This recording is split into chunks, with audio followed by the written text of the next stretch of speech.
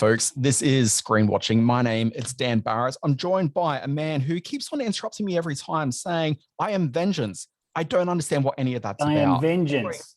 I know him as Simon Foster. Folks, this is a show where we talk about the movies, we talk about the TV shows, and we talk about everything in between that. Is there anything in between that? Podcasts, I guess. We don't really talk about the show. Yeah, I've got really no idea what we're doing. But Simon Foster, I'm just going to play the theme song. We're going to come back. We're going to do reviews. We're going to talk about the big question that a man like me and a man like yourself really want to get to the bottom of. Does size matter? We're going to discuss that. We're going to get into all this. Folks, this is a big one. It's Screen Watching. This is not like TV, only better. Television, teacher, mother, secret lover. What, that's it? That's your movie? Well, I said that I had an idea for it.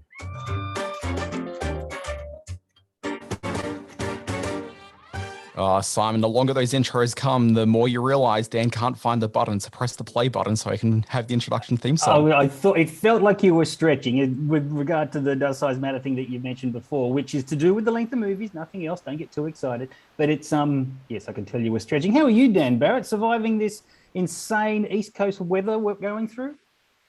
Look, yeah, I guess one of the benefits of there being massive floods and people, drowning outside your house is that I don't really leave my house. So what does it matter? Yeah, that's fair enough too. Look, and with the Sydney floods just happened and you guys flooding up there and the global nuclear threat happening, it's been a hell of a week, hasn't it? No, really, come on. It's been a crazy, crazy week around the world.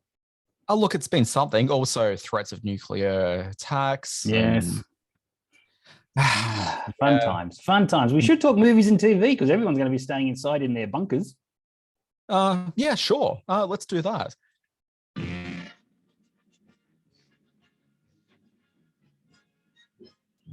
It stinks. I couldn't find the button for that either. Simon Foster, I'm going to talk to you about a brand new TV show. It's called The Dropout. If you want this, you have to dedicate yourself. What are you willing to do to get it? I can't give them one reason to doubt me. It's not even close to working yet. What are we going to show at the demo? We're going to tell them that we don't have a working prototype.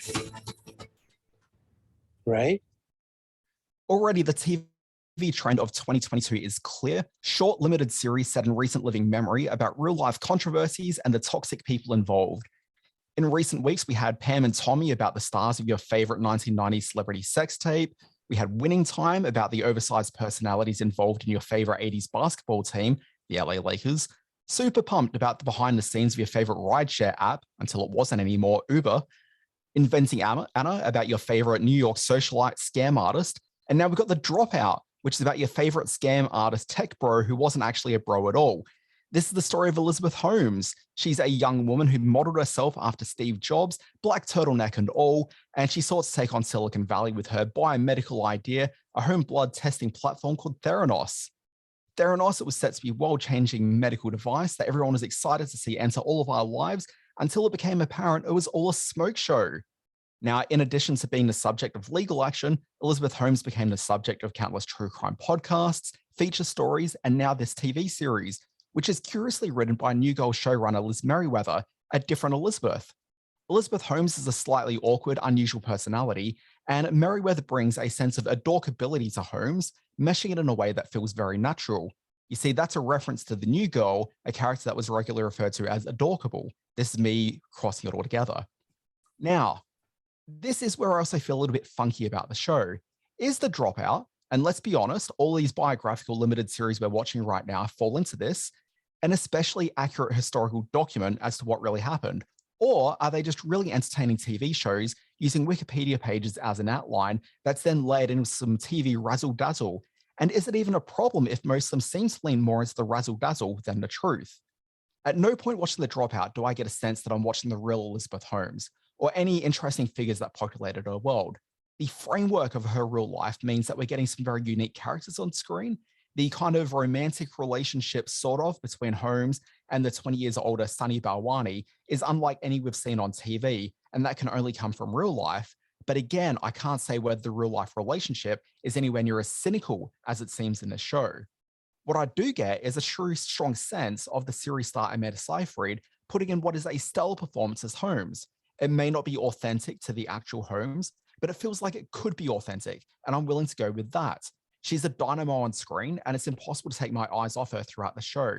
Anytime she's not on screen, I'm generally wanting to ask, where's Poochie? She's that compelling. That's a Simpsons reference. I got it. Now, the rest of the cast isn't much of a slouch either. You got Naveed Andrews, who people would remember from Lost, playing series favorite Saeed.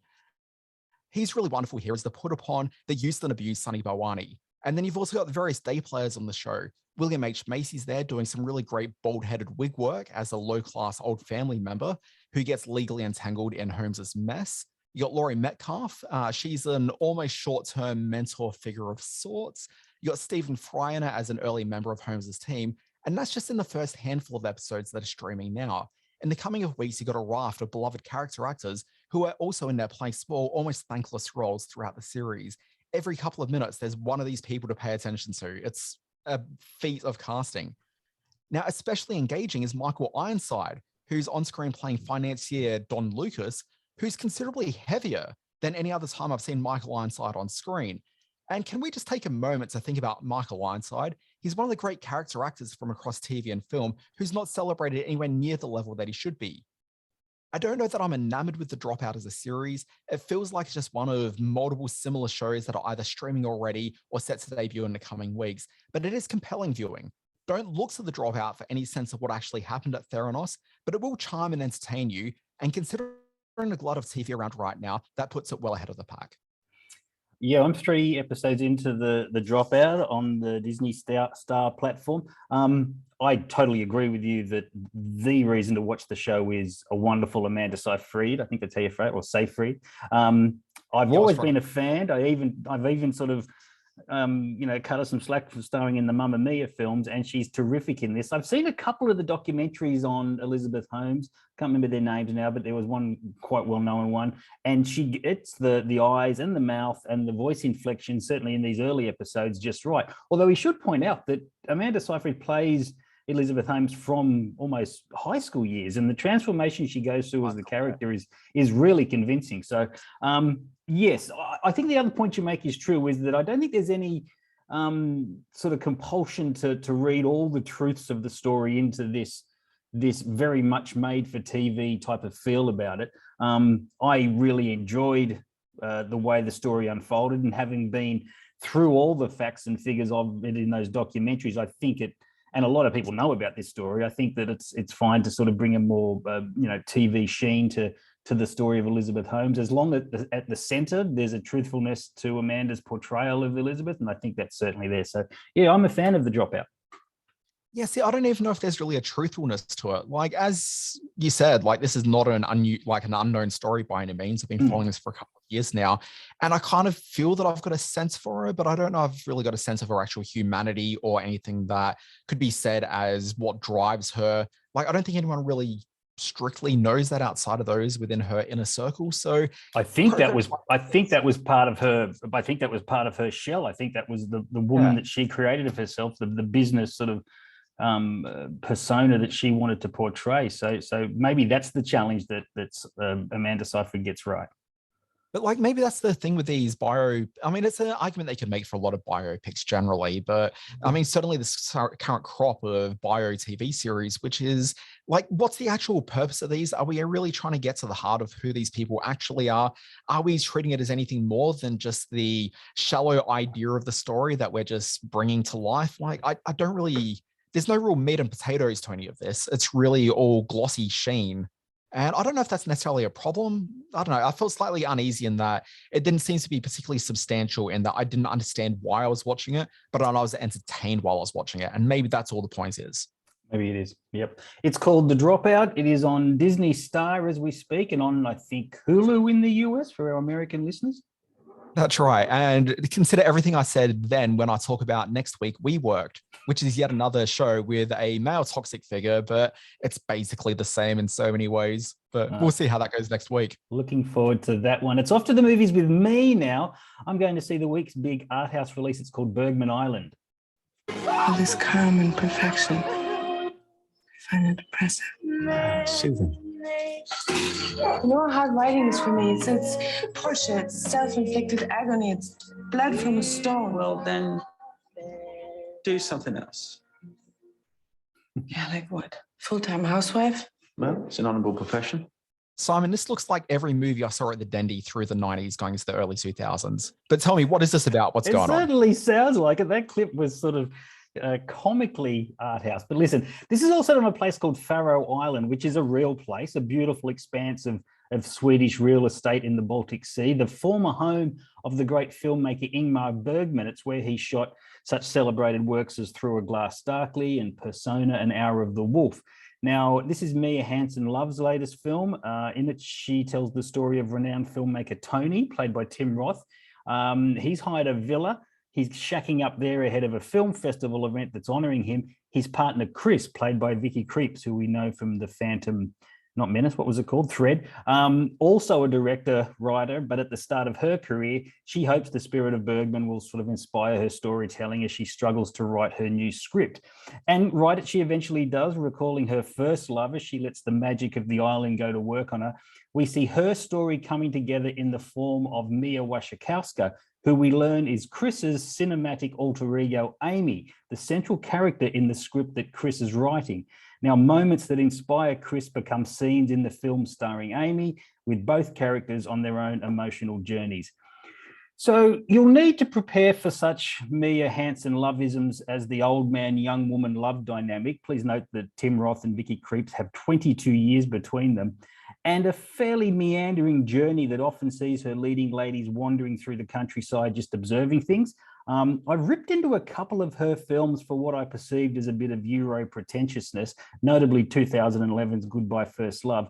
But when she warms to her material, like in Things to Come, the Isabelle Huppert film from 2016, her films are very engaging and very lyrical and warm and intellectually stimulating, and Bergman Island is certainly one of her best. It's also a movie lover's dream with a steady stream of the kind of film scholar chit-chat in which nerds like I love to indulge. So it's in limited cinema release around the country. It's called Bergman Island. Yeah, I'll admit I didn't know anything about this film before you put it on my radar. And I don't know, like outside of me going to the cinema, I just don't know how this is going to appear in front of me at some point. It's been long in production. It's been delayed by COVID. When she shot the film, she shot scenes with Mia Wasikowska first, and then to get Tim Roth for the role, she had to wait a year. So she shut the production down, came back and filmed the scenes with Tim Roth and got it up again. And just when it was due for release, COVID hit. So this has been bouncing around the release schedule for a while. It was a fairly big Cannes film last year, but there's been a bit of cooling on the release front lately. Yeah, look to your art house cinemas for this. It's definitely an accessible art house film. It's not a highbrow one at all, apart from all the chit chat about Ingmar Bergman, but it's I found it kind of sweet and ultimately fairly romantic. So yeah, it won me over, and I'm not a Hansen-Love fan straight out of the gate. Yeah. Okay. Cool. Well, I'm definitely going to like keep my eye out for it, but yeah, I don't know if I'm going to go hunting for it. But Simon, something which I don't recommend people go hunting for is the brand new remake series, reboot, reimagining, recontextualization. Who knows what this is? It's called How I Met Your Father. This is the story of how I met your father. It was hard to live in the moment in 2022. There was always someplace else you could be, someone else you could be with. I know this might sound crazy, but I've been on 87 Tinder dates this year. My last date was the worst one yet. I was on another date before this, and I just had sex. He told you that? Why would he tell you that? That's not even the worst part. There is a tightrope involved with this kind of show. Here's what it needs to balance. It's a reboot / recontextualization of a fairly beloved sitcom from only a decade ago.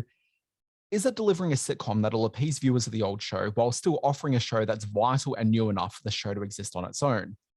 The show stars a former Disney Channel sitcom star in a young adult romantic comedy sitcom made for Hulu, but streaming globally on Disney+.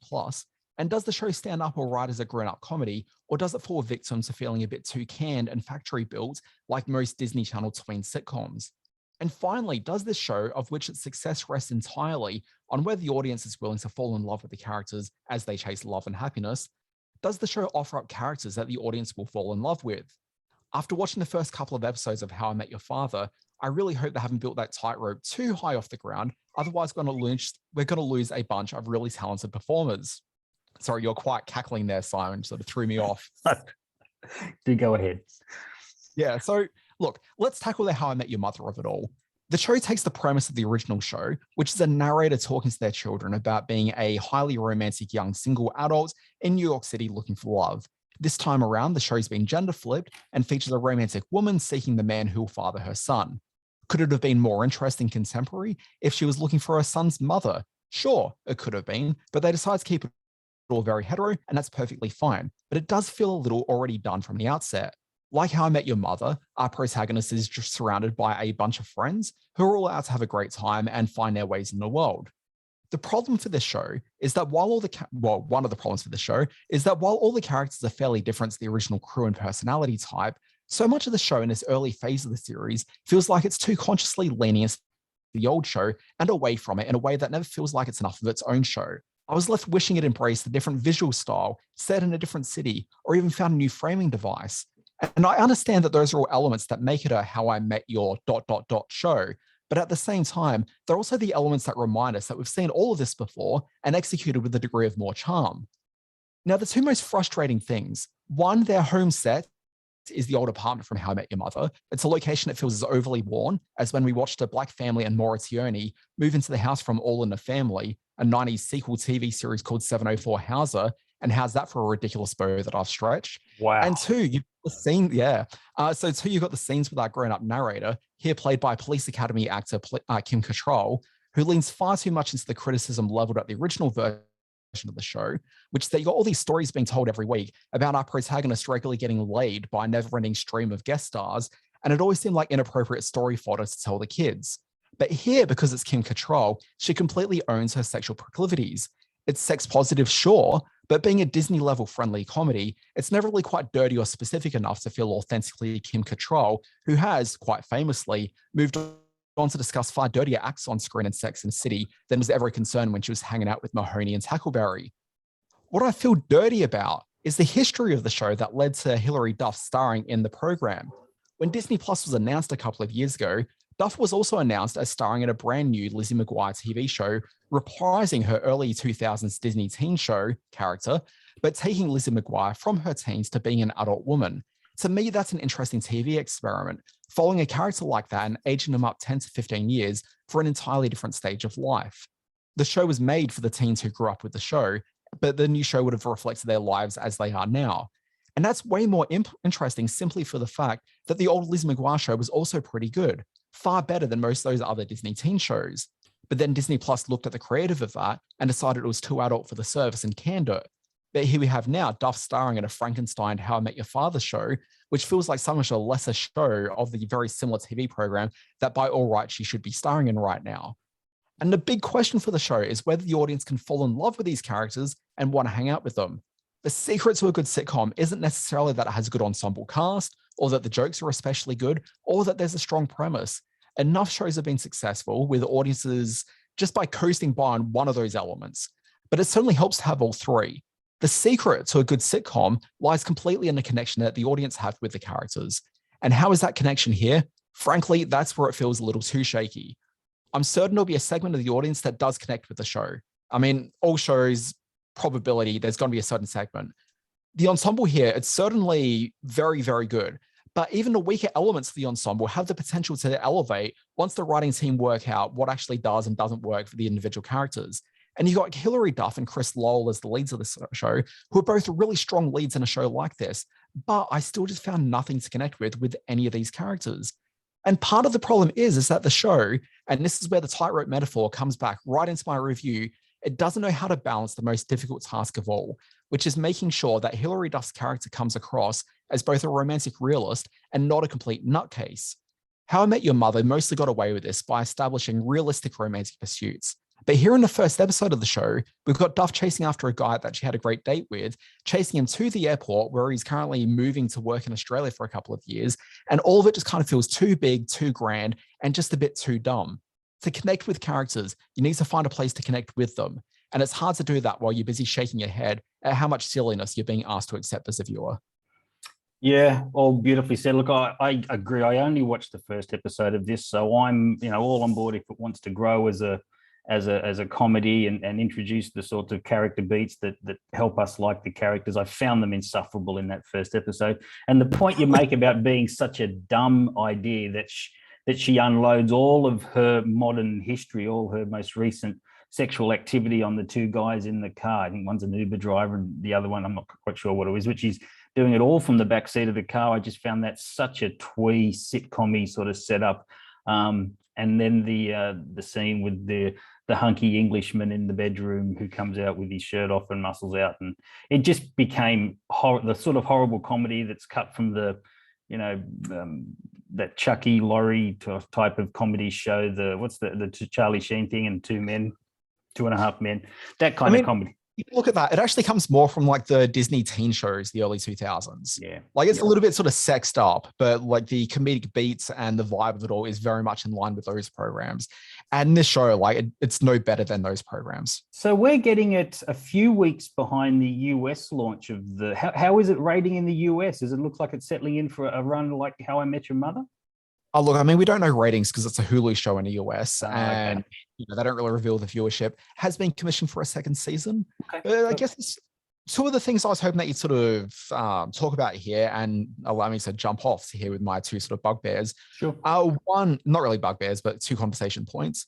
One, why are we getting this about a month and a half, 2 months after the US? Because as you and I were discussing away from the podcast, this debuted early in the year. There's already been a whole bunch of negative reviews coming out of the US for it. That poisons the water when it's debuting overseas, unless you've got an especially strong program. So this year marks 30 years of Wayne's World getting released in cinemas. I was looking on Wikipedia yesterday. That film came out at the beginning of the year in the US, but we only got it in Australia about 6 to 8 months later. Yep. Okay. But back then, it didn't matter because there was no internet. Like, that film came and also it turned out to be beloved and everyone was really into it. But that massive time gap meant nothing because it doesn't matter. Like, there's no reason. We live in an internet connected age now where once the bad review goes out in the US, we've got it here in Australia as well. So, like, why would we necessarily want to wait months for a show which has already been sort of labeled a turkey from the get-go? It seems a strange release strategy. Yeah. And the other thing, and this is sort of something that you touched upon when you said that, talking about like characters sort of growing, is that back in the olden days of broadcast, you could put a sitcom on the air and we would watch that first episode or two and write it off saying, that was no good, I'm never going to watch that again. But you find yourself in front of the TV about like, a month and a half, 2 months later, you see an episode, it's like, you know what, this has kind of gotten good again. And sitcoms used to do that regularly. They'd work out what works about characters, what doesn't, and they'd adjust the show and it would find its voice for it and actually become good. In the modern age, we don't do that with streaming services. At no point, Simon, will you think, I saw the first episode of that, it was trash, but I might check out the most recent episode. You don't do that. It's just improbable that you would even think about doing it. Yeah, exactly right. The point you make about some of the best shows ever growing into their characters is backed up by, my thoughts that the greatest seasons of Seinfeld were sort of 3 through 6, and the greatest episodes of The Simpsons were 4 through 7, and those sort of classic sitcoms that come along, and even Cheers and things like, well, Frasier not so much because it hit the ground running with the Frasier character well established, but Cheers was another one that had no audiences to start with, and then found character beats and character voices and became the classic that it was. So that's not unusual. I'm certainly not putting How I Met Your Father in the class of any of those shows. So we'll see how that goes. Funny you mentioned Cheers, because that's one of the few sitcoms that's legitimately really great out from the very first episode. Okay. Like when you go back and rewatch it, like some of the best episodes are in that first batch. Seinfeld, there are actually some really good episodes in those first 2 to 3 seasons, but you're right in saying that the show kind of found its groove from about season 4 onwards. But I will say a lot of my favorite episodes of that show are in that sort of early experimental batch. But yeah, shows used to experiment. And Seinfeld, that first season of the show, there's 3 or 4 different versions of the show before they start settling into what works about it. Yeah. And even then they start playing around a little bit in terms of format for that first season or 2. But you could kind of do that back in the older days. You can't do that now. Let's go to the beach, not just any beach, but the great Southern Ocean off Australia's southern coast in a movie called Facing Monsters. I was hoping for Baywatch. Ocean is where I go to find peace and a place where I belong.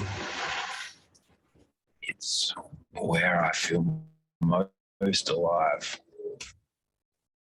Simon? A slab wave forms when deep ocean water surges forward and meets a vertical barrier, like a massive coastal rock formation, and the surge is pushed almost straight up in the air and then has to curl over almost immediately, usually onto the shallow surface of that rock wall. It's filled with massive energy and often thousands of litres of freezing water. Now, Kerby Brown is Australia's most famous slab wave surfer, and Facing Monsters profiles what makes a man with 2 children and a tolerant wife take on bodies of water that could snap him in half and hurl him into these jagged rocks. Now, when Brown's inevitable fall from grace comes in the film, it is testament to not only the degree of risk that he undertakes, but also the merciless might of the waves upon which he places all his faith, and how immediate and shocking great documentary making can be. It's directed by a guy called Bentley Dean, who earned a foreign film Oscar nomination for his last film, the drama Tanner.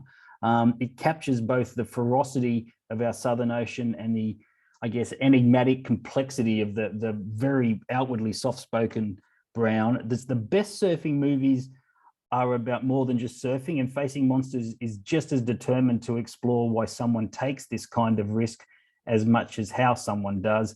I was lucky enough to chat to Bentley Dean through the week. My interview with him is over on our YouTube channel, and he had some fascinating things to say about not only the man, Kerby Brown, and the family that tolerates him so intently and with such love, but also the moment that he captures on film of when Kerby Brown bites the big one. So check out Facing Monsters. It's got some gorgeous cinematography. Check out our interview on the YouTube channel with director Bentley Dean, and support this movie. It's a terrific film. I'm thinking about the difficulty of releasing a surfing movie, particularly surfing documentary. Like there's some obvious sort of amazing titles in that, call it a genre, I guess. Yep. Like how do you actually live up to it? Like I think it takes a large amount of cojones to think that you're necessarily able to step up and have something that's comparable, let alone better. Yeah, I think, and like I said, I think the very best surfing movies aren't just about getting the ultimate wave, or unless they refer back to the passion and the connection that the great surfers have with the ocean and have with their boards and with the lifestyle of living by the ocean. In Kerby Brown, they find this man who's not only at one with the sea, but actually embraces the most dangerous aspects of the sea. So he is a fascinating character. There's big chunks of this documentary which aren't on the water. We meet the wife, we meet the father, we learn about his relationship with his brother. And it is a beautifully cinematic work as well. So I think that helps. It's not just the documentary that, the camera's set up on the beach and follows the guy through the tubes, 2 miles out to sea. This is features footage from ocean cinematographer Rick Raffici, who gets in the water, in the waves, and is right up close when the big action happens. So there's points of difference. I'm a big surf film fan. I went to as I think I mentioned last week, I went to the Ocean Film Festival during the week, and love seeing how cameras capture the wild and the watery wonderland that surrounds us. So yeah, I'm a big fan. I'm certainly a big fan of this film. Yeah. Simon, changing tacks. A couple of weeks ago on this podcast, I suggested that everyone go back and watch the first season of a show called Upload to prepare for season 2. Now, I'm concerned that not enough people did, but I want to talk as little about the show as I can in terms of what happens on it. And I want to focus about what it's up to in season 2 a bit, but I'm going to try to keep it as spoiler light as I can, because I know that people have not taken my advice. They have not watched this show, but I will force it down everybody's throats until people watch this show, Simon. But I'm going to calm down. I'm going to play a clip. Uploading should be accessible for everyone. We need to hold the greedy, powerful people accountable. He likes Bloody Marys and the rollback of environmental laws. Well, we can handle one of those. Now, look, if you don't know Upload, this is a half-hour comedy on Amazon Prime Video from Greg Daniels. He's the guy that developed and ran the US version of The Office. He's also the co-creator of King of the Hill. His specialty is in noting the absurdities and humanity that exists in really norm-core environments. But here he's doing something quite different. He's playing with some really out there ideas. The premise of the show is basically, what if when we die, you could then upload your consciousness to the cloud? In a world of Upload, we follow a tech entrepreneur who's been uploaded by his fiancée into what's a gated community of sorts. It's a very fancy heaven hotel resort where wealthy people are uploaded to be waited on by dedicated angels who are really just overworked call center workers who monitor heaven from their fancy Silicon Valley hip offices. Now, through the first season, we watch our tech entrepreneur hero fall in love with one of the angels that's dedicated to him, while also learning that his death may not have been as accidental as it seems. The first season is mostly interested in the idea of what heaven looks like if its resident dead people are only permitted to enjoy the afterlife as long as they remain in the good graces of those they've left behind. Because it's a bit hard to necessarily want to keep on financing your loved one living in heaven when, you're on bad terms. Like, why not just cut them off? What does it matter to you, person who's still alive? The show, it's also got a fair bit set out the commercialization of the afterlife. But with the second season, which is what I want to talk about here, they take the premise and go so much further with it all. I don't want to reveal where the season's headed because that really takes away so many of the pleasures from the show. But it's very much doubling down on the idea of the wealthy elite manipulating this technological advancement in order to exert greater control over the general populace. And it's not a coincidence that the wealthiest resident in the hotel heaven resort thing is played by Canadian actor William B. Davis, the X-Files smoking man. Now, this season, it also introduces an incredibly creepy plot line, which introduces giving the dead residents a reason for being, which is creating an AI infant child for them. These are fake AI-created babies who can grow and become people who are just as real as the dead residents. In theory, they then have the same rights and entitlement at life as the residents. It's funny in the world of the show, especially when one of the specific residents is given an AI child who's left to mature at an accelerated rate, but it also speaks some really genuine ethical questions. And that's what this show does. It's funny, but it also really has something to say while it's doing it. And for what started out in the first season as a fairly dumb-looking comedy show that wasn't especially funny in those early episodes, I'm now sitting at the other end of the second season and seeing what's possibly the most prescient show on TV. Since last season and this, we've watched the idea of the metaverse forming into mainstream, and ethical questions around it are starting to come to the fore. This is a series with a really great and timely central premise that has a few funny gags every week, and it also has a really compelling central romance in the show that I'm genuinely invested in. I really love Upload, and I'm hoping that people with the second season will give it more of a shot. Simon. I was one of the people who were enthralled by your description of season one, and I didn't go back and watch it, but it's definitely on my list of things to do. And yes, I'm very keen to see season two. I do just want to say it's been an incredible review segment so far. You've managed to say both reconceptualization and prescient without falling off your chair, which I do congratulate you on. I know that pronunciation is often a thing with you, and you've nailed it today, my friend. So thanks for stepping up. It destroys me entirely on a weekly basis on this show, mostly names. But Simon, do you remember, you probably won't because I don't think you and I were really talking as actively as we do these days, but you may have certainly copped a little bit of brunt of it when you had the first season of For All Mankind on Apple TV when it came out. It's a show that nobody was watching, and I was there championing it, going, people watch this program. With the second season, people came on board with that, and it's suddenly become one of those sort of great TV success stories where people just weren't on board with it at first, but have found their way into it. I kind of feel that Upload absolutely speaks to that exact same audience in that there's so many smart things going on in this program, but just on the sheer fact that there's so much TV, and unless someone's pushing something right in front of you, a lot of people tend to overlook programs like this. And I think that this is definitely one of those shows where people give it a bit of a chance, and those first 2 or 3 episodes, not amazing, not terrible, but certainly I don't think really speaks to the strengths of the program in the way that it starts to evolve later on. I think that if people are willing to sort of ride it out to that midpoint of the season when it really starts to just get like its heft behind it, like people are going to come across this and think it's one of the good ones. Which of the streaming platforms is it on? I know you mentioned it last time you mentioned it. When's it on? Amazon Prime Video, so it's not like people don't have the service either. No, it's definitely a must watch.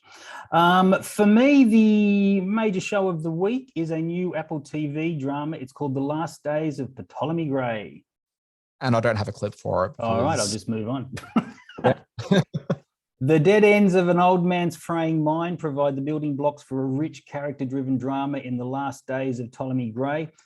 Guided in its adaptation by the novel's author, Walter Mosley, the direction of the great Ramin Bahrani. He made that film 99 Homes a couple of years ago, and one of a great actor's best ever performances. The first 2 episodes of the story, and that's all we're allowed to talk about this week. We're under embargo on the rest of the series, but the first 2 episodes of the story of Papa Gray set in motion a new phase in the life of a man whose past is fragmented by the early stages of dementia. Moments from his poor childhood pop in and out of his vision. His marriage to his late wife often rises up in his mind. His current world is strange again the moment he steps outside his door. In episode 1, tragedy doubles down on tragedy when Papa Gray loses his nephew and carer, Reggie, Omar Benson Miller, and falls into the care of Robin, the superb Dominique Fishback, another outsider in the family since being orphaned. In episode 2, Robin helps Papa Gray through a doctor's appointment with Dr. Rubin, played by the great Walton Goggins, I should say, who offers a miracle cure, an injection that fleetingly halts the onset of Papa's Alzheimer's, if only for long enough to help him track down Reggie's killer. That's the plotting framework for this latest prestige piece from Apple TV, but the greatness of the show is in Samuel L. Jackson's depiction of a man in a cycle of despair, then clarity, then confusion. As great as he is in the pigeonhole he's made for himself as either Tarantino's muse or the Marvel Universe's moral center, Papa Gray may be the best work he's done in 2 decades. He switches from heartbreakingly vulnerable to toweringly revived, matched in every scene by Fishback, who was the breakout star of 2020's Judas and the Black Messiah. Now, the notion of a drug that relieves, albeit temporarily, the horrors of dementia does seem fanciful, but it has its basis in fact. In the mid-'80s, physician Oliver Sacks tested levodopa, or the L-dopa drug, on patients in encephalitic comas, bringing them back to full consciousness. And the book that Sacks wrote about the experiments became the Robin Williams, Robert De Niro film Awakenings. Now, that film, which I do love, sort of slid into the saccharine a little bit. It's unlikely that the hard-edged but heartfelt drama of the last days of Ptolemy Gray will succumb to simple sappiness or convenient conclusions. It feels too much like real life for that. Yeah, look, you're super keen on this one. I was thoroughly bored by it. Thoroughly bored by it? Really bored by it. Like, I just found it to be such a slog. Okay, all right. No, I thought it was beautiful to look at. Certainly the production design of his apartment and when he goes to the streets, I thought the interaction with the environment around him was great to look at. Ramin Barani's a good director, but yeah, if it didn't connect, I get it. It is a slower, more character-driven piece, and but I thought the acting was just so off the charts. Look, I'm not going to disagree that I think this is the best that Samuel L. Jackson's been in the last 20 years, but also I'd say the last 20 years, I don't think it's been particularly exhibiting Mr. Jackson's finest work either. That's what I agree with. Yeah, I think in a from the Tarantino stuff where he gets to be Mr. Angry to the Marvel stuff where he's just Mr. Stoic. This is the biggest range he's shown in a long time. Yeah, totally agree with you on that. Yeah, I'm just trying to think of like sort of great solo performances that he's done over the past 20 years. And I can think of a bunch of TV ads that I've seen him do, but I can't really think of that many movies where I've been sort of really glad I saw a Sam Jackson performance. Yeah. Yeah, the Tarantino stuff. Yeah, I think about like the rise. Like, remember that mid-90s period where Sam Jackson suddenly became like the big it guy of the moment? Oh, of course, yeah. Post Pulp Fiction, he was sort of one good performance in the last 20 years, which was Changing Lanes. I thought he was particularly good in. Yeah, was that even 20? Yeah, I suppose it was. It probably just gets inside 20. Yeah, no, you're right. And like I say, all the Tarantino stuff, the Django Unchained and the hard, what was it called? Not the Hard Eight, the Hateful Eight. The Hateful Eight.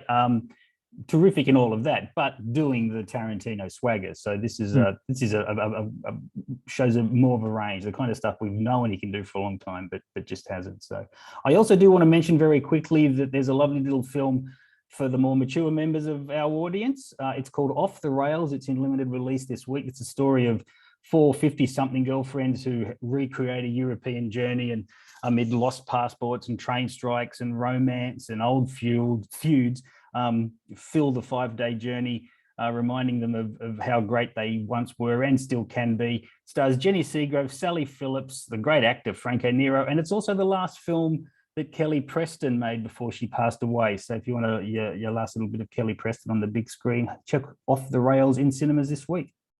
Yeah. Now, Simon, what else have you been watching this week? Like, we've already been through a whole bunch of stuff, but I know that our viewing does not begin and end with a couple of things we choose to review. No, that's very true.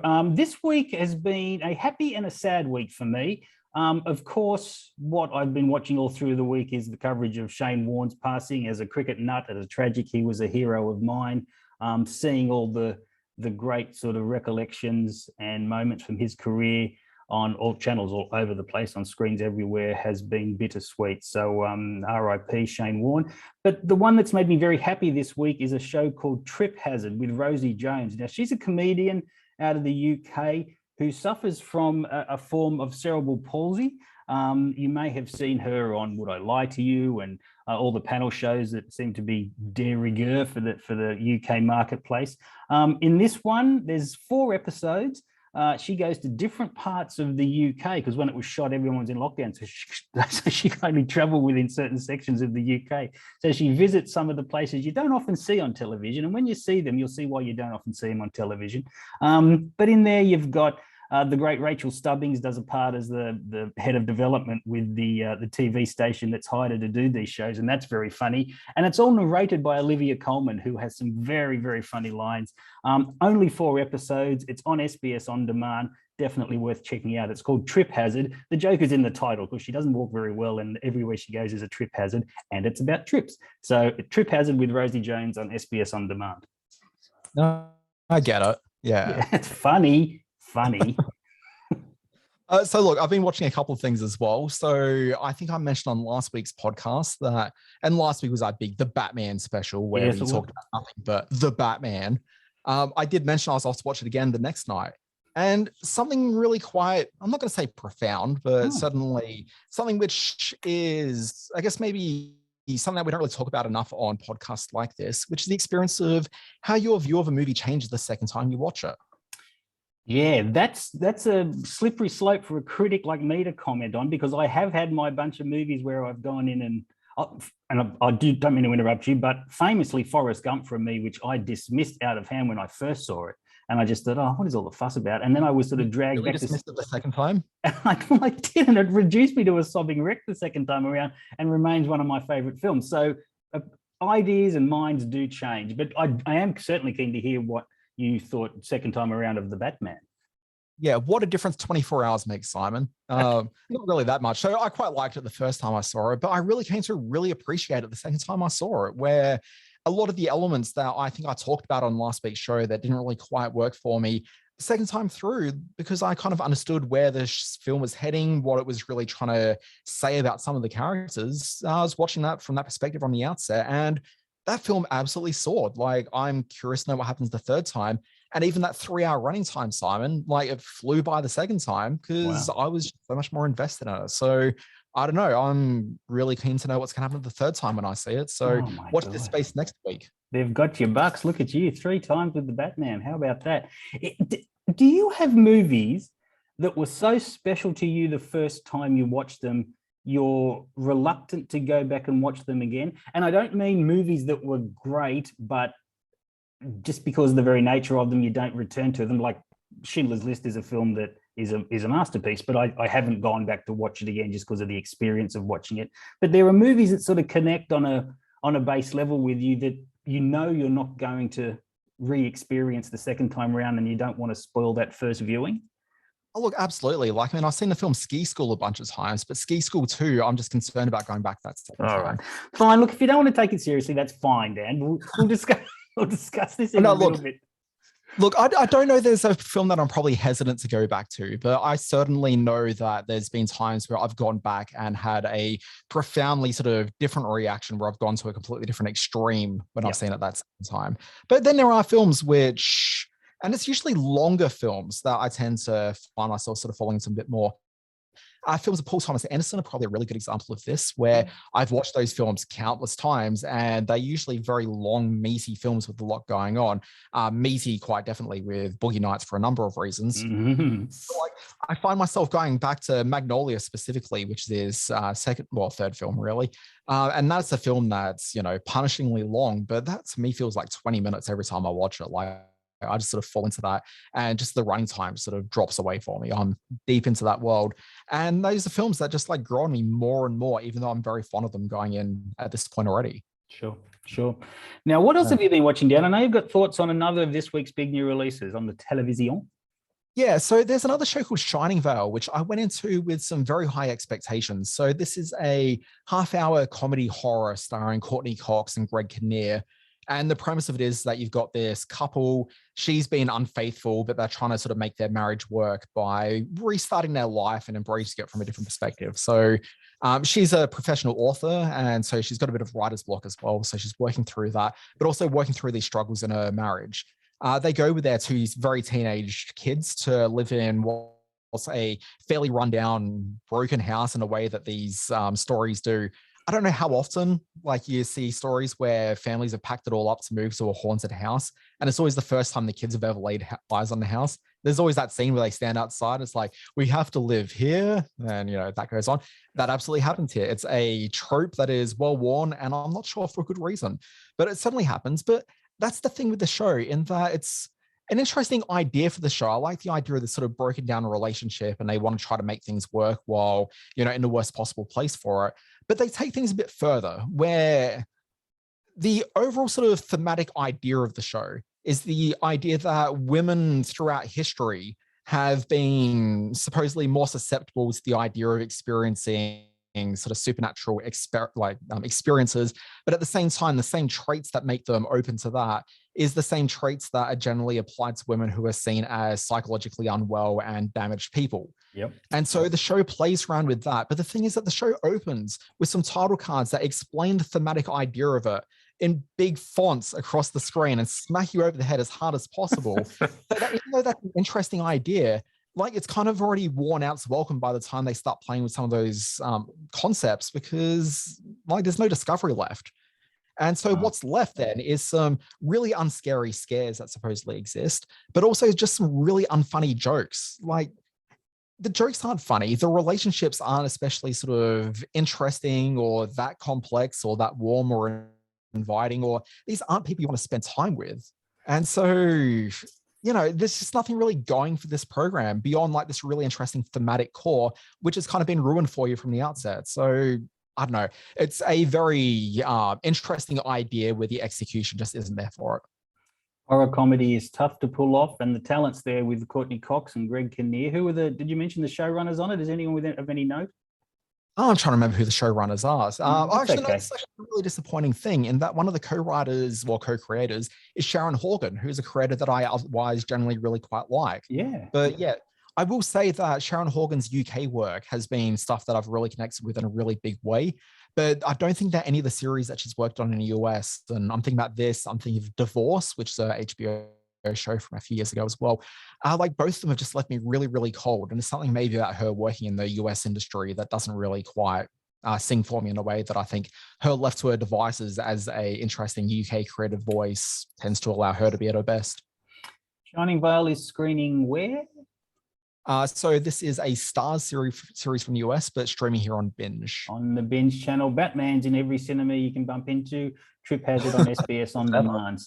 That is the What Else Have You Been Watching segment. We're at the screen watching middle bit now. We usually put an audio sting here. If this is the middle bit, this show's going to run for 4 hours. I was say, can we do a sting? Let's do a sting. Simon, you talked over the sting. Hey, question for you. Does length matter? And that's right, we're talking about penises. No, we're not doing that at all. We are talking about what I just sort of half referenced a moment ago, which is the length of movies and TV shows. I'm going to read out the little blurb here that Simon Foster's put on our... I read this, but you go right ahead. I want to hear you put in your voice. Go, go, go. This is beautiful. Okay, wouldn't it be amazing if I just start speaking and then your voice came out of my mouth? Wouldn't that be incredible? All right, let's do that. Okay, let's try that. Could the Batman have wrought his vengeance in just 2 hours? Could Lawrence have traversed Arabia in a tight 90? We asked the question, are movies too long? What is your ideal length? Who benefits? Who loses out? And is TV without blame? What about the quote-unquote Netflix bloat? Dan and Simon put their spin on Hitchcock's classic quote, the length of a film should be directly related to the endurance of the human batter. And I won't read the next bit because that's the article that we stole this idea from. So... when you say human batter, you mean the human bladder, right? Did I say batter? Sorry, I said that because it was my voice that was coming out of my mouth. All right, so on the record, love long films. Already referenced Schindler's List as we speak. You've already referenced the Batman. So I don't think that the length of a film, I don't think the length of the film specifically influences the quality of the film, of course. But, and this is a big but, do these films need to be as long as they are? We all love the Batman. We all love Avengers Endgame. Should they clock in at well under 2 hours? Well, look, so the reason why we're specifically talking about this week is the Batman's kind of sparked off this conversation. So from a movie exhibitor standpoint, they don't really like long movies because it means that you got your sessions you can run each day. And so box office will always be a little bit impacted by the fact that you can only screen the Batman in cinemas so many times a day if it runs for 3 hours a piece, plus times clean the cinema in between.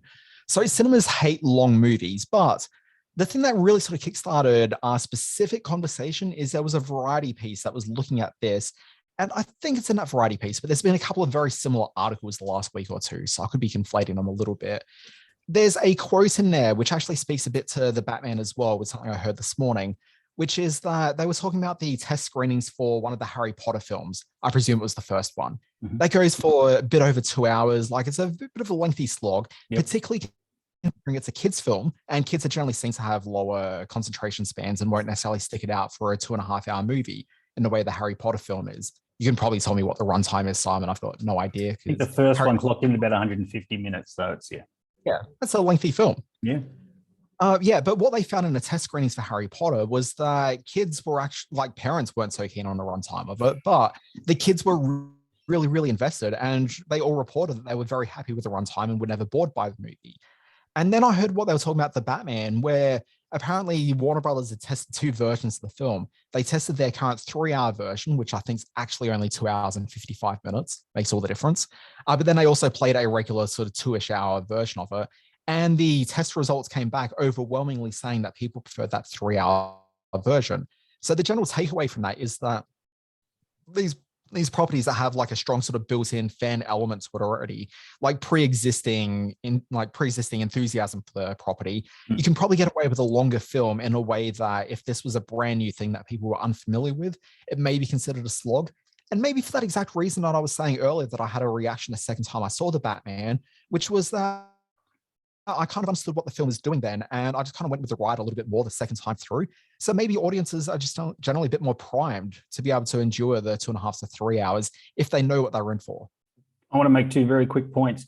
To put this in some kind of historical context, and forgive my film nerdy sort of indulgence in this, for a long, long time, films ran between 70 and 90 minutes. And that was because at the start of every session, there might have been a newsreel or there might have been another serial. You weren't just getting the feature, you were getting through 2 or 3 or 4 bits of entertainment in your program. So to fit in 6 or 7 sessions of that a day, your main feature had to run short. That blew out a bit. Like pre-television. Yeah, exactly right. Yeah, that's right. The other point I want to make is that it's kind of hard to argue against long runtimes, especially in this year when a 155-minute Spider-Man film hit the multiplexes and became the 3rd highest grossing film of all time. It's very hard to argue against long films when the first film to clock $1 billion mark was the nearly 3-hour Titanic. And there's an element that says quality comes with length. That's not something it's not something I adhere to, but I will say that only one film in the history of the Best Picture Oscars clocked in at less than 90 minutes, and that was Woody Allen's Annie Hall. Every other film has been well in over that. And I think on average, the average length of a Best Picture winner is about 135 minutes. So there's something to be said for some of those statistics, maybe. Just expanding upon something you were saying then in terms of the fact that films used to be much shorter and then had all the additional content around it. When TV came along, Hollywood reacted against that, trying to work out what is it that we can offer audiences that they're not able to get by television. And so that's when we started seeing the introduction of those long epics. This is when you started seeing Cleopatra and obviously Gone with the Wind was a few decades before then, really, but this is when you started seeing the epics come through. The difference between these epics and the cinema experience now is that when I saw the 3-hour Batman, I wasn't either walking into the movie midway through and then watching the beginning of the movie at the end, which is a way that people used to occasionally watch movies. But also there was no intermission. Like there was just a whole bunch of different experiential aspects to seeing that movie, which is quite different to the way these epics used to work back in the day. Okay, so we've got to a certain point, and we launched this middle bit by saying, does length matter with regard to films? If you had to call it now, what would you say? In terms of films, I think that it doesn't really matter. Like, this is what I actually like about movies, that they can kind of be their own thing. Yeah. Like, you tell the movie for as long as you think the movie needs to be told. Now, as an audience member, sometimes maybe a movie is too long, but only from perception rather than the actual experience of watching it.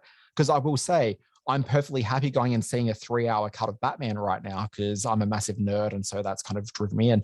But compare that to me thinking, do I really want to sit in a movie cinema for 3 hours and watch Drive My Car? A movie that I know when I sit in the cinema, I will probably enjoy the heck out of. But at the same time, like, the runtime is very oppressive to me as someone trying to work out how to balance my time. To me, the length of the movie comes way down the list of things that film has to get right for me to not like it. So I'm looking at, as both a film critic and as an audience member, I'm looking at script quality, originality in direction, quality of acting. Those are all things that can be present in a 72-minute film or could be present in a 190-minute film. So if it's a 72-minute film and it's terrible, it's going to be just as awful an experience of watching as it would be if it was a 180-minute terrible film. But of course, yes, you do get the sore bum with 180 minutes. So that's the downside of that. So obviously, you're really just pointing out the obvious, that it's not just length, it's girth as well. Yeah, that's exactly what I'm pointing out, Dan. Yes, good one. Yeah. And we did mention the Netflix bloat. Now, this is your area, the TV. And this is something that I'm very conscious of. This was leveled a lot at Midnight Mass. They said that overstayed its welcome. I disagree with that. I thought that handled it perfectly. But there are those that say that Netflix, to bolster content, sometimes push their shows out, not just Netflix, of course, do sort of bolster their shows to keep eyeballs on the television. Do you agree? Yeah, so Midnight Mass, I think, is a perfect beast of a television program that I would not change a minute of. I think that show is just incredible. But the thing with Netflix blows, and this is more a industry business thing than it is the actual sort of perception as a critic or an audience member may have. So the thing when you're buying a TV program is that you're buying a certain number of hours of content. And so generally there's this conversation about Netflix blows at the moment because people will sit down and watch a 13-episode Netflix program. They're like, well, really, we could have gotten away with like 8 episodes of that, and I would have been much more substantially happy by that experience than those 2 or 3 episodes that kind of sagged in the middle and stretched things out. And did they really need to take the trips to the wellness center like midway through? Couldn't Fleabag have just been 7 episodes instead of 8? Wait, that was one of my... Pam and Tommy's starting to feel a little bit like that as well. It's sort of overstaying its welcome. Oh, I mean, Pam and Tommy's a great example, which is that well and truly overstayed its welcome. But Pam and Tommy's got other issues that isn't just Netflix blows.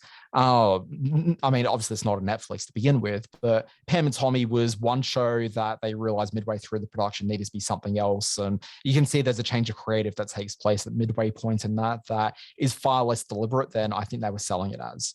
But anyway, that's another conversation we have for another time. But you do have this thing where a network or a streaming service or a network will order so many hours of the TV program, so many episodes they want, because they want that many hours of content on their respective services. So they want a show that'll run for 13 weeks. They want, 13 hours of content to keep people sort of glued into their chairs. But we look at this now because we're seeing these shows all released at once, and you start to really notice when a show is lacking in a way that the other episodes aren't. And we're calling it as bloat because it just feels like there's too many episodes for the story they're trying to tell. And also TV is different now. It's not as episodic as it once was. These are series telling a complete story, usually between, 6 episodes, 8 episodes, or 13 episodes is generally the run. Now, in reaction to the idea of Netflix bloat, you are beginning to see the creative aspects of that come into the purchase a little bit more, where you are seeing shows that are less bloaty than they once were because they're not actually sort of buying for volume anymore as much as they know that kind of pisses audiences off. So they'll be a bit more conscious of that. So, I mean, that's certainly a plus. And you're starting to see the reaction to that where shows on Netflix now are usually more 8 episodes than they are 13 episodes. Yeah. And that's a very conscious decision to, keep things as tight as possible. But the thing with that as well is that, sure, there's only 8 episodes, but how long are those episodes getting? And this is the other area where size is blowing out, because think about like the shows you're watching. we talked about Pam and Tommy. The good thing with that was that some of the episodes, particularly in the back end where it wasn't quite working as well, were shorter episodes. Yeah, we noticed that coming in at 37 minutes, 41 minutes, stuff like that. And the point, and you're absolutely right in stating that one of our reviews, the Ptolemy Gray review, that each of those episodes was coming in at 55 minutes. So you're right, there is an element which would never be the case with if it was network television of the day, because they had to fit the ads in. Yeah, so I mean, traditionally the 55-minute comes from HBO episodes. And I think Apple TV has been largely sort of trying to emulate that HBO experience as much as possible. So they tend to be a bit more rigid with their runtimes, but you can find Netflix shows will vary anywhere between 30 minutes to like 115 minutes. Like it's kind of could be anything for the episode. And it's really just letting the creators do what's important for that episode.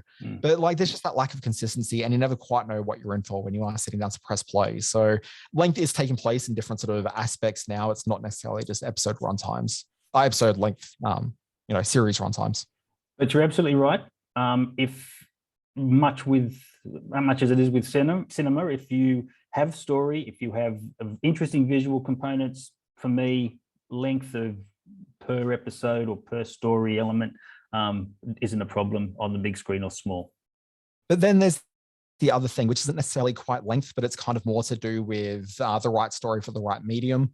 We're moving into this era of limited series, which, I mean, a limited series is much better than reaching the end of this, like the first season of, let's say, Killing Eve, for example.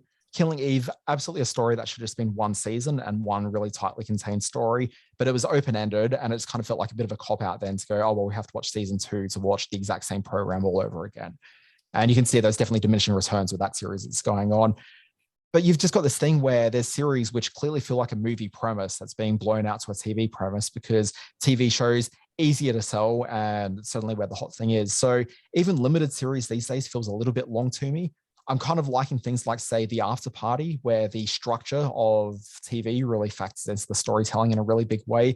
But then compare that to another Apple TV show recently, which was Severance, which is a show that I think has a stellar concept behind it.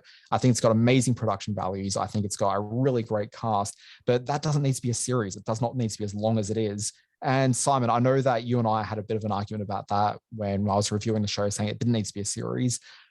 I haven't watched the show since then, and I don't know if you've stuck with the show or not. I haven't heard you mention it, so I presume not. But I watched 2 extra episodes. I think I'm up to episode 6 or 7 now. So yeah, I watched a couple after we chatted about it, just to remind myself how wrong you can be. But like, are you feeling compelled to necessarily stick with it? It is one that's staying in my mind, but I do get your point. And to the other point I mentioned, Pam and Tommy, I'm getting less and less enthused about returning to it. Severance is one that I'm kind of hooked visually. Yeah, and Severance is one that I'm kind of hooked visually on. Like I'm enjoying the experience of watching it as much as sort of indulging in the storylines as well. So yeah, I do want to return to Severance, but who knows? Yeah. And look, I mean, I was not keen on Ptolemy Gray at all, and I think maybe a big reason was that maybe that deserves to be a movie more than it was a TV series. Yeah, I can see it as a movie for sure. I think we have to bring to the end this spectacularly overblown middle bit. Maybe it went too long. Does size matter for a middle bit? Stick around as we talk about this for the next 45 minutes. Folks, let's talk about the week ahead, where we discuss the movies and TV shows that take place. I don't need to finish that. You know when they take place. Yeah, it's the week ahead. The week ahead, exactly, yes. While you fill in your bit there, which you haven't done again on the running sheet, movies debuting on streaming and home video this week is a terrific little horror comedy, see, not easy to do. Black Friday, coming from our friends at Define Home Entertainment. It's on DVD and on video on demand on Fetch TV and Telstra TV. Is that still a thing? Wow. A group of toy store employees must protect each other from a horde of parasite-infected shoppers. This stars Ash himself, the great Bruce Campbell, and it stars a young actress named Ivana Baquero, who you don't know, but you will remember as the little girl in still Guillermo del Toro's best film, Pan's Labyrinth. She has grown into a bit player in films like this and a big star in her homeland. And she's a lot of fun. The film's called Black Friday. And The Adam Project is on Netflix. This is a time-traveling pilot played by Ryan Reynolds, teams up with his younger self and his late father that comes to terms with the past while saving the future alongside Ryan Reynolds is Zoe Saldana. Always good to watch, directed by Sean Levy. This is the team that made Free Guy, which I know you and I also disagreed on. So I'll be checking out Adam Project because I like it. Yeah, look, what sort of throws me about this, and this speaks to the problem that streaming just has generally, this feels like it should be the biggest thing that anybody's talking about for like the next week or two. But like, we're promotion for it, like outside of the title appearing on Netflix, which will drive attention because, you know, it's got a very, it's certainly got a star, which I think audiences are very supportive of right now. Yep. But like outside of that, like, why is Ryan Reynolds not appearing on every TV show? Like, why is he not on? I was going to say Conan. How old school am I right now? But why is he not appearing on Colbert and the various Jimmys? And I mean, he may be on Entertainment Tonight everywhere, as far as I know, but I don't watch the program. But it just seems weird to me that there isn't that same promotional push in the way that exists for film and other platforms. Any new or returning series you want to bring to our attention? Look, I mean, I'm not sure there's anything that's necessarily worthy of being brought to attention per se. I'm just going through my list here. I know that Charmed is back for the season this week. One of the things to watch out for is a new HBO Max series called DMZ, which was supposed to be a fairly lengthy limited series, which has been scaled back to 4 episodes. And I don't know if that's the creative on that or what's going on there exactly, but we'll be talking about that probably on next week's show, as long as I get my hands on some screeners for it. There's also a new HBO Max series I'm excited by called Minx, which I know will be streaming on Stan. We can still hear you through the microphone. I'm sorry about that. Our old dog is just surfing the carpet and I'm trying to get my wife to race downstairs with her. Hello, Fiona. Can you take our dog downstairs to do a wee? Yeah, we'll cut that out. All right. Sorry, Dan. Go right ahead. No edits. And this is the thing, like, I think that the week ahead is a little bit quiet, but next Friday, so next week's show, there's going to be a bunch of things to talk about, which will be programs coming for the week ahead from there. So next week, we got things like there's the brand new erotic thriller Deep Water, which is this is the Ben Affleck one. Yeah. Oh, we're directed by Adrian Lyne, which is a big deal. He did Fatal Attraction. And it stars the lovely Anna de Armas, but this was the film that they tried to bury and has turned up on Hulu in the US, hasn't it? I mean, I don't know if they tried to bury it necessarily. I think they just looked at the financial economics and sort of thought, well, this isn't going to play in cinemas at all. Yeah. So, let's see if we can make some money from it, and sold us a Hulu in the US and Amazon outside of the US. Outside, okay. So this is sort of a return to the 90s erotic thriller, the great sort of heyday of the Basic Instincts and the Slivers and all those sort of movies. So I'm excited. This looks like a lot of fun. Absolutely. I'm going to be asking my parents for permission to watch this one, but yeah. Rent it for me, please, please. But there is a bunch of things debuting next weekend that I think is going to be well and truly conversation that you and I are going to be looking forward to. But throughout the week, it's a little bit of a quiet one. A little bit lean. I just want to mention a special event screening that's happening around the country as we speak. It's called Bill Murray's New Worlds. Now, I was lucky enough to see this at the Sydney Opera House. The great man himself, Bill Murray, partners with a world-renowned cellist named Jan Vogler. They've also got a violinist and Vanessa Perez on the piano for an enchanting evening of music, literature, poetry, interspersed with some timeless Murray mirth. They read sort of great American poetry, play some classical music. He banters a bit with the audience, has a fun time. It's just a very sweet sort of celebration of not highbrow art or highbrow culture, but with an everyman's touch. And it's called Bill Murray's New Worlds. It's in the Dendies and the Palaces and a few other selected cinemas around the country this coming Saturday. And if you love Bill Murray, and who doesn't love Bill Murray, this could be worth seeing, something different from him. I remember seeing the two performing on Colbert just in the musical segment at the end of the episode. And I found that a bit of a chore to sit through, but I think it's because they were performing just the one song and you didn't get the full experience of what that program really is. And so I'd be kind of curious to check this out as a full screen presentation, because this is very much my bag. Yeah, and he was wonderful live at the Opera House. He sort of brought the house down with some very carefully and pithy sort of comments. So classic Murray. This week in history. Oh gosh, I need to find the tab on my computer so I can participate in this nonsense. In this finely crafted, brilliant idea. This week in history, March 10, 1978, The Incredible Hulk, starring Bill Bixby as David Banner, not Bruce, because Bruce Banner would be very gay, apparently, premiered on CBS.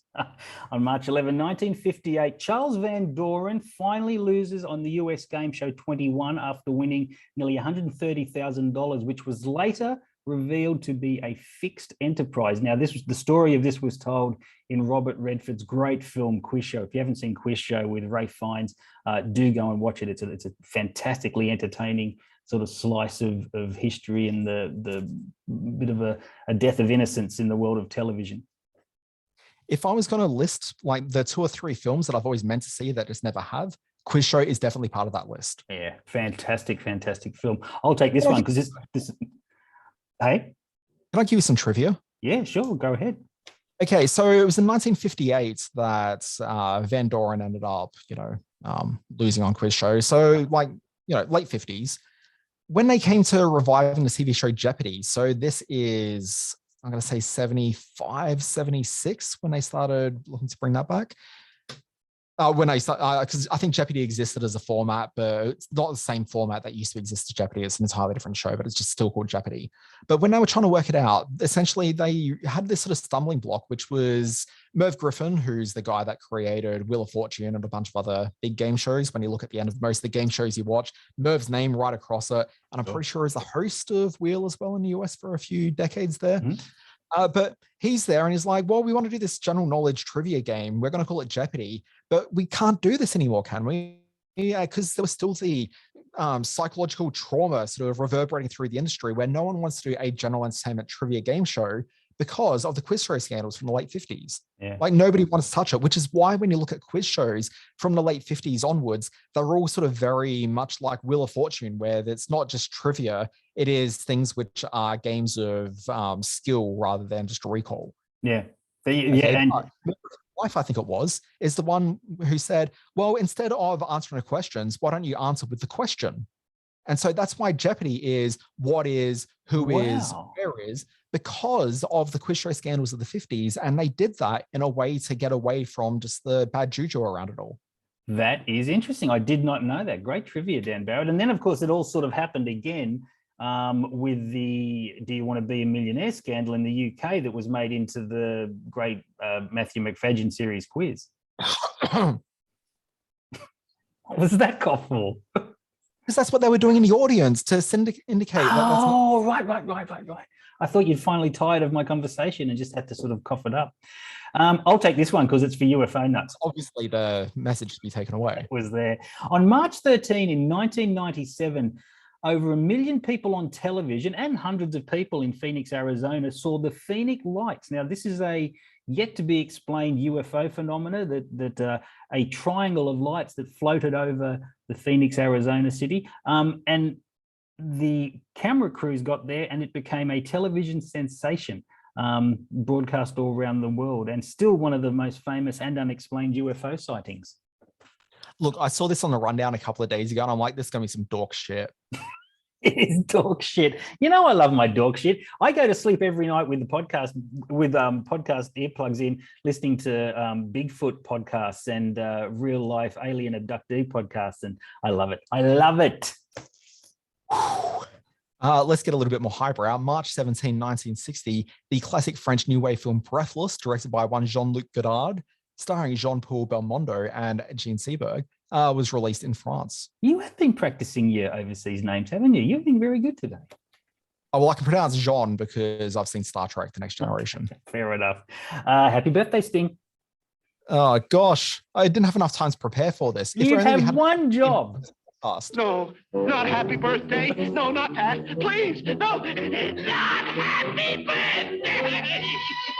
March 11, 1971, Johnny Knoxville, star of the very highbrow Jackass, Jackass 2, Jackass 3, and Jackass Forever. Yeah, I think so. There was a 2.5 in there, I think, as well. On March 11, also March 11, 1993, from the aforementioned Killing Eve TV show, the wonderful Jodie Comer, who also in Free Guy, also in The Last Duel, and on Paramount Plus is a terrific film she's in called Help. She was born in Liverpool in the UK. March 14, 1948, the best of the Academy Award hosts, Billy Crystal, he was delightful, also known from TV shows like Soap and City Slickers and City Slickers 2, The Search for Curly's Gold, was born in Long Beach, New York. We mentioned this young lady, or not so young lady, still very beautiful. March 14, 1970 was the day that Meredith Salinger was born, the star of Dream a Little Dream and The Journey of Natty Gann. And for the life of me, I can't remember. We mentioned her partner last week and I can't remember who it is. Meredith Salinger. Do you remember? Patton Oswalt. It just came to me. Oh, wait, sorry. Is this the Meredith Salinger that passed away, or is she the new wife? No, she's the new wife. Okay. Called Meredith Salinger. I don't think they were both called Meredith Salinger. And on March 18, 1989, the lovely Lily Collins, I know you're a big fan of Emily in Paris. She was born in Guildford in the UK to Genesis drummer Phil Collins. Yes? I think you'll find the real fans of the show refer to the show by its proper title, which is Emily in Paris. But whatever. If you want to be a bit more common, that's fine. Yes. I watched the first couple of episodes. I've never returned to it. I like her a lot, but she makes some bad choices. I'm not going to watch that show. I do want to say, just for the record, that I did intend to review this week, what's it called? Byron Bays, the new Netflix show, which kind of looks a bit like The Hills, sort of that sort of half scripted, half documentary type of show. Maybe I'll give it a go next week. No, I probably won't. Life's too short. It's on Netflix as we record this from tonight, so you'll be able to see it as we speak. Yeah, I'm pretty sure, and this is a direct quote from the conversation I had during the week with Simon, which is, Simon, you're certainly welcome to go and review that piece. And we will not be reviewing that program. Yeah, it got a little bit sweary for a while there. So took your point, not reviewing it. That's fine. Yeah, I think I'm going to have to put an edit point into that. Yeah, I think you will. Okay. Thank you for listening. I'm Dan Barrett. Oh, no, you do this bit. Oh, okay. 1 second. Let me scroll up to this bit. Thank you very much for listening. I'm Simon Foster. You can find me on Twitter at SimonRFoster1. Read my words over at Screenspace, screen-space.net. Visit the Screen Watching Facebook page where I appear on videos and talk to people. I'm sure it's very good. You can find that at Screen Watching Podcast, and then also check out our Screen Watching YouTube channel. And I was thinking about YouTube then when I talked about Facebook. I apologize. That's okay. Yeah. I'm Dan Barrett on Twitter at the Dan Barrett.